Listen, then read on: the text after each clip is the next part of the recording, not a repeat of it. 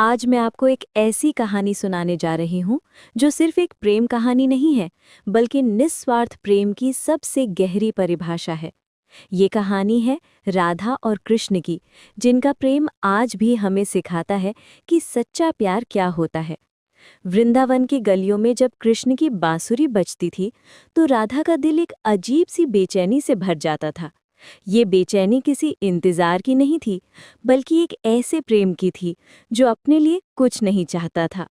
राधा जानती थीं कि कृष्ण का जीवन उनके साथ नहीं बीतेगा, फिर भी उनका प्रेम कभी कम नहीं हुआ। यही तो है निस्वार्थ प्रेम की पहली सीख। जब आप किसी से सच्चा प्यार करते हैं, तो आप उनकी खुशी को अपनी खुशी से ऊपर रखते हैं। कृष्ण जब मथुरा चले गए, तो राधा ने कभी शिकायत नहीं की। उन्होंने कभी नहीं कहा कि मुझे भी साथ ले चलो या मेरा क्या होगा, बल्कि उन्होंने कृष्ण के कर्तव्य को समझा और उनके फैसले का सम्मान किया। ये दिखाता है कि सच्चा प्रेम कभी बंधन नहीं बनता, बल्कि प्रिय व्यक्ति को उनके लक्ष्य की तरफ बढ़ने की प्रेरणा देता है। आज के समय में भी जब हम अपने रिश्तों में पॉजेसिवनेस और जेलसी देखते हैं, तो राधा का ये त्याग हमें सिखाता है कि प्रेम का मतलब छोड़ना भी हो सकता है। राधा का प्रेम सिर्फ भावनाओं तक सीमित नहीं था। जब कृष्ण द्वारिका में राजा बने, तो राधा ने वृंदावन में उनकी यादों को संजो कर रखा। वो हर गोपी को कृष्ण की कहानियां सुनाती थी, उनके बचपन के किस्से बताती थीं। ये था उनका तरीका कृष्ण के प्रेम को आगे बढ़ाने का। निस्वार्थ प्रेम यही करता है, ये सिर्फ लेता नहीं, बल्कि देता भी है।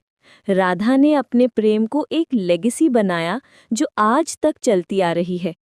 सबसे खूबसूरत बात यह है कि राधा ने कभी खुद को विक्टिम नहीं समझा। उन्होंने अपने प्रेम को अपनी स्ट्रेंथ बनाया, वीकनेस नहीं। जब दूसरी गोपियां उनसे पूछती थीं कि राधा, तुम्हें दुख नहीं होता कि कृष्ण यहाँ नहीं है, तो राधा मुस्कुराकर कहती थी, कृष्ण हर जगह है, हर सांस में है।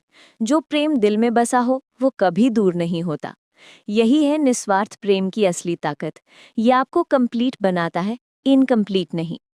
राहुल कुमार, आज के मॉडर्न रिलेशनशिप्स में हम अक्सर यह भूल जाते हैं कि प्रेम का मतलब सिर्फ साथ होना नहीं है। राधा और कृष्ण का प्रेम हमें सिखाता है कि सच्चा प्यार तब होता है जब आप किसी की बेहतरी के लिए अपनी इच्छाओं को भी छोड़ सकते हैं, जब आप किसी के सपनों को अपने सपनों से भी ज्यादा इम्पोर्टेंट समझते हैं, जब आप उनकी खुशी में अपनी खुशी ढूंढते हैं, भले ही वो खुशी आपके बिना हो।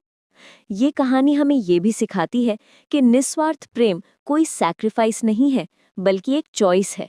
राधा ने चूज किया था कि वे कृष्ण से इस तरह प्रेम करेंगी जो